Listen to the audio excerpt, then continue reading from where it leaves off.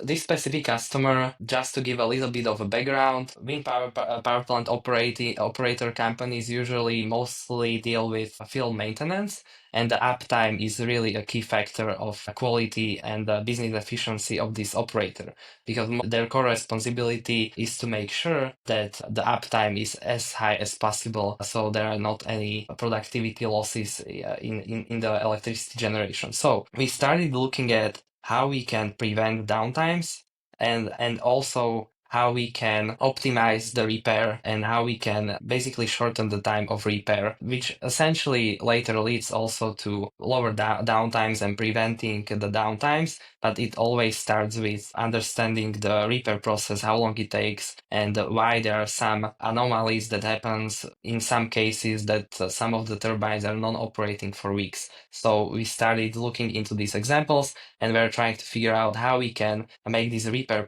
field maintenance and repair process much more efficient and collect some data in the process to do some predictive maintenance exercise and help to identify some incidents upfront. So they came to you with the desire to reduce downtime, and that's a function really of, I guess, properly identifying when projects need to be, or these turbines need to be repaired, and then repairing as efficiently as possible. What was the first step you took? It sounds like you were given a bunch of data. What did you do with that data? Yeah, so we started looking at field maintenance reports, and funnily enough, we discovered that these reports are also lacking some significant details. So we started basically investigating, because as you said, like the first thought was that we can start with the data science work pretty much immediately and build predictive analysis models based on the data that we have from maintenance reports. But as I said, we had to first increase the quality of the maintenance reports. Therefore, we started looking into the maintenance process itself and started collecting some of the data points from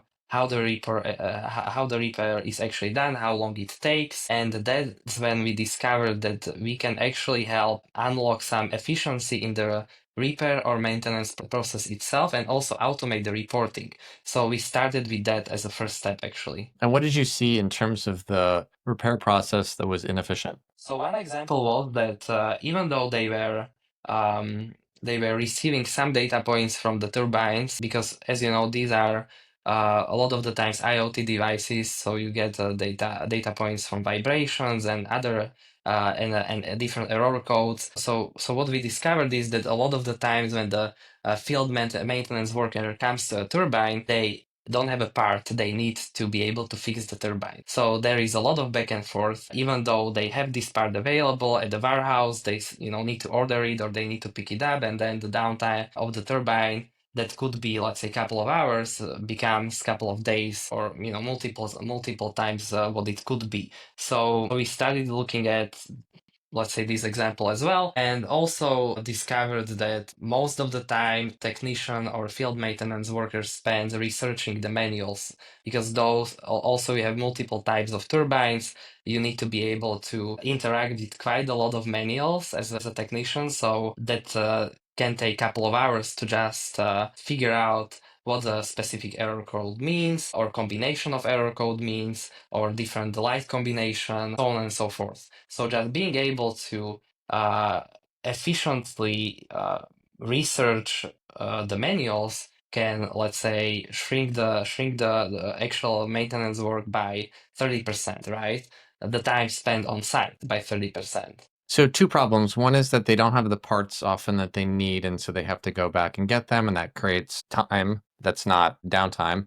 And then the second part is that there are different turbines, and so they need to kind of look at the manual to better understand how they're going to go about fixing it ahead of time. Can you walk through with each of those problems, kind of how you solved it? How do you get the right part in someone's hand when they go to turbine? Yeah, so we started consuming basically all the data points available from these IoT devices and different sensor available and connected to those specific parts. We've been able to basically build very simple vector search to be able to just pair up and suggest the likelihood and of necessary parts that are required for the proper repair. So as you can imagine, we were consuming all this data and then researching the also manuals, but just completely automatically without human intervention to suggest the parts before the repair.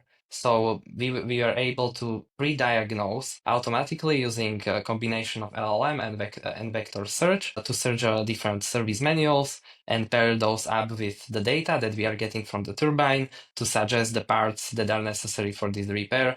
And therefore, the technician still could make a decision before being dispatched, but had the list of most likely parts needed for the repair available within the app. And then the second problem of having to review the manual of the specific turbine, what did you do there?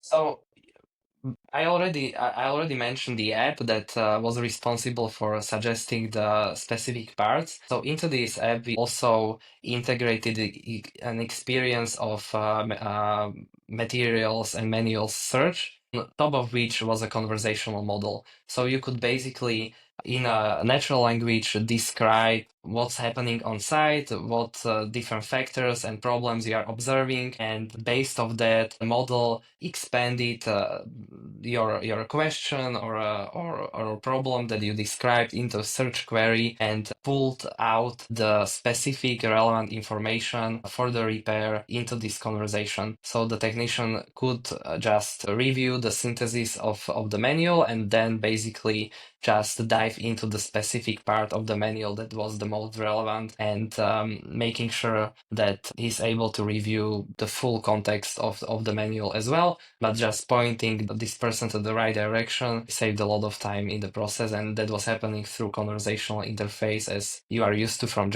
And so if you combine those two solutions, what did the kind of before and after look like in terms of the amount of time or downtime that was occurring versus after you deployed these solutions? Yeah, so we are mostly measuring maintenance time reduction. So in terms of maintenance time reduction, we are able to fairly quickly in the first quarter get to higher single digits of time saved, and that translates to higher hundreds of thousands of dollars a year for like average sized power plant.